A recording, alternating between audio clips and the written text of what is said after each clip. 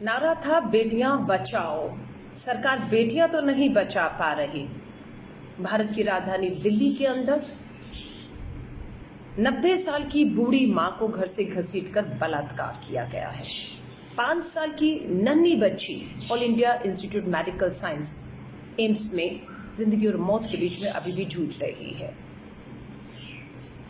90 साल से लेकर 5 साल की बच्चियों के बलात्कार हो रहे हैं।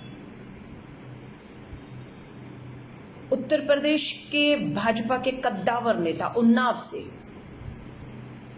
बलात्कार के दोषी करार दिए गए और सीबीआई ने अपनी जांच में यह भी पाया कि पूरा सरकार और प्रशासन बलात्कार के इस दोषी की मदद कर रही थी। यही नहीं, इन अधिकारियों में 3 महिला अधिकारी भी शामिल हैं जिनके खिलाफ सीबीआई ने विभागीय जांच बिठाकर उनके खिलाफ सख्त कार्रवाई करने के लिए कहा है, जिसमें एक डीएम और 2 एसपी हैं। ये तीनों महिलाएं हैं, अधिकारी हैं। पीड़िता इनके पास जाती रही और बताती रही कि मेरे परिवार की जान को खतरा है और पिता की तो मौत भी हो गई, हत्या कर दी गई। सुनवाई नहीं की गई और पूरा साथ सरकार हो, प्रशासन हो, वो भाजपा के उस उन्नाव के विधायक का साथ देती रही। ये देश के हालात हैं।